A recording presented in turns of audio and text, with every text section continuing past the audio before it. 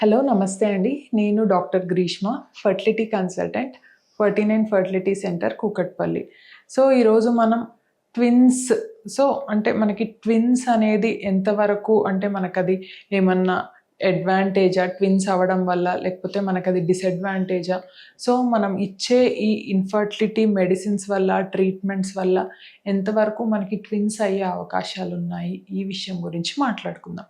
So ఇప్పుడు మనకి couple ఇన్ఫర్టిలిటీతో బాధపడుతూ వచ్చిన వాళ్ళకి ఇప్పుడు మనం అంటే ఎవరైనా కూడా వాళ్ళకి ట్విన్స్ అనేది ఉంటే బాగుండు అని అనుకుంటారనమాట. అంటే ఇప్పుడు ట్విన్స్ అవడం వల్ల అంటే అడ్వాంటేజ్ ఏంటి అంటే మనకి ఫస్ట్ అంటే ఒకటేసారికి మనకి ఇద్దరు పిల్లలతో వెళ్ళిపోతారనమాట. అంటే వాళ్ళ ఫ్యామిలీ అనేది కంప్లీట్ అయిపోతుంది. సో మాటి మాటికి ఇంకా ప్రెగ్నెన్సీస్ గురించి ఆలోచించాల్సిన అవసరం అనేది ఉండదన్నమాట. సో నెక్స్ట్ వచ్చేసి ఏంటి అంటే మనకి మోస్ట్ ఇంపార్టెంట్, మనకి ఫర్టిలిటీ ట్రీట్మెంట్స్ అనేవి కొంచెం కాస్ట్లీ కాబట్టి మనకి కాస్ట్ ఎఫెక్టివ్ అనమాట. సో ఒకటే దాంతో మనకి కాస్ట్తో మనకి ఇద్దరు పిల్లలు అనేది ఉంటుంది అని ఆలోచిస్తారనమాట.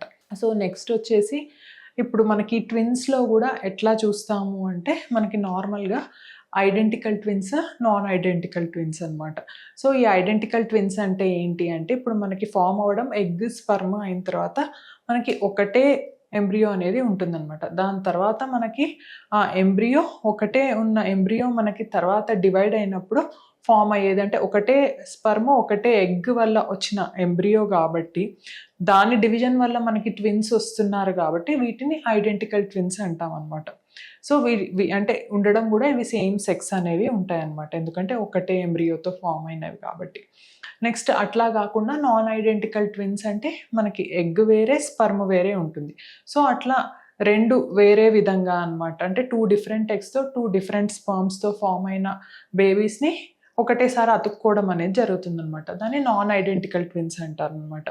ఇది మనకి సేమ్ ఉండొచ్చు జెండర్, లేకపోతే డిఫరెంట్ ఉండొచ్చు అనమాట, ఎందుకంటే వేరే వేరే కాబట్టి స్పర్మ్ కానీ ఎగ్ కానీ.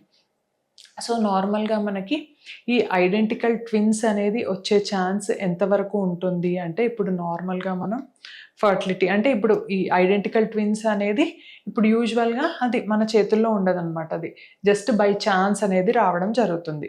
సో ఇప్పుడు మనం డే 3 ట్రాన్స్ఫర్ చేసామనుకోండి, సో అంటే ఇప్పుడు ఈ డే 3 ట్రాన్స్ఫర్ చేసినప్పుడు 2 or 3 ఎంబ్రియోస్ని వేస్తారనమాట. సో అట్లా మనకి బాగున్న ఒక ఎంబ్రియో డివైడ్ అయ్యి ఐడెంటికల్ ట్విన్స్ వచ్చే ఛాన్స్ ఒక 1-2% ఉంటుందన్నమాట. లేదు మనం డే 5 ఎంబ్రియోస్ వేసామనుకోండి, అంటే కొంచెం ఇంకా బ్లాస్టోసిస్ట్ అనమాట, ఇంకా కొంచెం పొటెన్షియల్ ఎక్కువ ఉన్న ఎంబ్రియోస్ వేస్తే మనకి ఒక ఎంబ్రియో వేసినా కానీ ఐడెంటికల్ ట్విన్స్ వచ్చే ఛాన్స్ ఒక 2-3% ఉంటుందన్నమాట.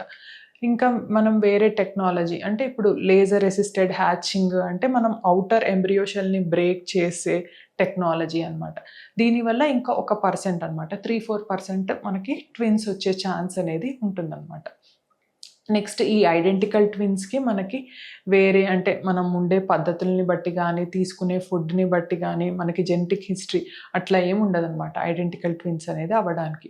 సో ఇప్పుడు మనకి ఏంటి అంటే నాన్ ఐడెంటికల్ ట్విన్స్ ఇప్పుడు ఎవరికి ఎక్కువ అయ్యే ఛాన్స్ ఉంటుంది అంటే మనకి ఫ్యామిలీ హిస్టరీ ఉంది అనమాట, మెటర్నల్ సైడ్.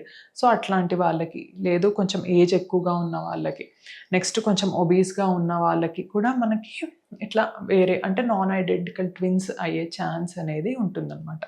నెక్స్ట్ మనం ఇచ్చే ఫర్టిలిటీ ట్రీట్మెంట్స్ ద్వారా కూడా మనకి ట్విన్స్ అయ్యే ఛాన్స్ ఉంటుందన్నమాట. సో మనం ఇచ్చే ఫర్టిలిటీ ట్రీట్మెంట్స్ ఎట్లా ఉంటుంది అంటే చిన్న ట్యాబ్లెట్ మెథడ్ కానీ, అంటే ఓవ్యులేషన్ ఇండక్షన్ కానీ, లేదు IUI కానీ, లేదు IVF కానీ. సో ఇప్పుడు మనం ఇచ్చే చిన్న ట్యాబ్లెట్స్ ద్వారా ఎంతవరకు మనకి ట్విన్స్ వచ్చే ఛాన్స్ ఉంటుంది అంటే అరౌండ్ 6-8% అని చెప్పొచ్చు అనమాట. లేదు ఇప్పుడు కొంతమందికి అంటే ఇట్లా ఓవ్యులేషన్ ఇండక్షన్ ట్యాబ్లెట్స్ అనేది అంటే క్లోమిఫిన్ సిట్రేట్, లెట్రోజ్ ఇట్లా కాకుండా కొంతమందికి మనం ఎగ్ పెరగడానికి వేరే ఇంజెక్షన్స్ అనమాట, గొనెడోట్రోపిన్ ఇంజెక్షన్స్ అనేది కూడా ఇవ్వడం జరుగుతుంది. సో ఎవరికైతే కొంచెం ఇంజెక్షన్స్ మనం ఇస్తామో వాళ్ళ లోపల ఇంకా ట్విన్స్ వచ్చే ఛాన్స్ మనకి ఇంకొంచెం ఎక్కువగా ఉంటుందన్నమాట, 12-14% అనేది ఉంటుందన్నమాట. మనకి ఇట్లా IVF ట్రీట్మెంట్స్కి వెళ్ళామనుకోండి, మనం డైరెక్ట్ బేబీని వేస్తాం కాబట్టి ఇంకా ట్విన్స్ వచ్చే ఛాన్స్ ఎక్కువగా ఉంటుందన్నమాట. సో ఇప్పుడు మనం డే 3 బేబీస్ని వేసామనుకోండి, సో ట్విన్స్ వచ్చే ఛాన్స్ మనం 2 or 3 బేబీస్ని వేస్తాం కాబట్టి కొంచెం ఎక్కువ ఉంటుందన్నమాట, అరౌండ్ 25-30% ఉంటుంది. అట్లాగే ఇప్పుడు మనం డే 5 బేబీని వేసామనుకోండి, మనకి యూజువల్గా ట్విన్స్ వచ్చే ఛాన్స్ ఒక 40-50% ఉంటుందన్నమాట.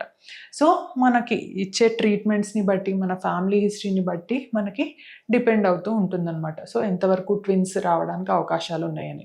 కాకపోతే మనమైతే గ్యారంటీ ఇవ్వలేమన్నమాట ఖచ్చితంగా ట్విన్స్ వస్తుంది అని. ఇంకొకటి ఏంటి అంటే యూజువల్గా అంటే క్లినికల్గా సంబంధించి డాక్టర్స్ అయితే ఎప్పుడు కూడా ట్విన్స్ రావాలి అని అనుకోరనమాట. ఎందుకంటే వన్స్ మనకి ట్విన్స్ ఉన్నారు, ట్విన్స్ వచ్చారు అంటే అది మనకి హై రిస్క్ ప్రెగ్నెన్సీ కిందికి వస్తుందన్నమాట. మదర్లో ఏంటి మనకి బీపీ కానీ, మనకి రక్తహీనత కానీ, షుగర్ కానీ, ఇంకా ముఖ్యంగా మనకి ప్రీటర్మ్ అబార్షన్స్ కానీ, ముందే బేబీ డెలివరీ అవ్వడం కానీ, ఇట్లాంటి రిస్క్స్ అనేవి చాలా ఎక్కువగా ఉంటాయి అన్నమాట. సో అంటే మనకి చాలా వరకు మానిటరింగ్ అనేది అవసరం ట్విన్ ప్రెగ్నెన్సీకి. నెక్స్ట్ వచ్చేసి ఒకవేళ మనకి బేబీ తొందరగా డెలివరీ అయిందనుకోండి, సో ఐసీయూ అంటే కొంచెం ఎన్ఐసీయూ అంటే బేబీని ఎక్కువ రోజులు పెట్టడము, జాండిస్, సో ఇట్లా మనకి కొంచెం నియోనేటల్ కాంప్లికేషన్స్ అనేవి కూడా ఎక్కువగా ఉంటాయి అన్నమాట. సో డాక్టర్ అంటే మా పరంగా కూడా ఎప్పుడు యూజువల్గా సింగిల్ హెల్దీ బేబీ అనే కోరుకుంటాం అనమాట. ఎప్పుడు కూడా ట్విన్స్ అవ్వాలి అని అనుకోమన్నమాట. ఎందుకంటే మన యుట్రస్ అనేది ఏదైతే ఉందో అది ఎప్పుడు కూడా సింగిల్ బేబీ క్యారీ చేయడానికి అనుగుణంగా ఉంటుందన్నమాట.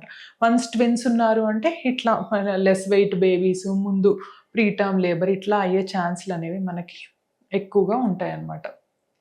సో ఇట్లా మనకి అంటే నార్మల్గా మనం ట్విన్స్ అనేది మన ఫర్టిలిటీ ట్రీట్మెంట్స్ వల్ల కూడా ఎక్కువగా అయ్యే ఛాన్స్ అనేది ఉండొచ్చండి. Thank you.